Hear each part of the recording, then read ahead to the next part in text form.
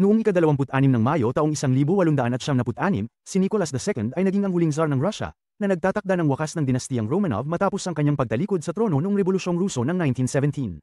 Ang kanyang panunungkulan ay pinagtatakhan ng politikal na ligalig at sa huli ay humantong sa pagtatatag ng isang komunistang pamahalaan sa Russia. Sa parehong petsa noong 1940, nagsimula ang paglikas ng mga sundalong alyado mula sa mga beach at daungan ng Dunkirk, France, noong ikalawang digmaang pandaigdig. Kilala ito bilang Operation Dynamo. Ito ay isang mahalagang pangyayari dahil nailigtas nito ang humigit kumulang na 338,000 na sundalong Britaniko at Pranses, na nagbigay daang magpatuloy ang mga alyado sa digmaan.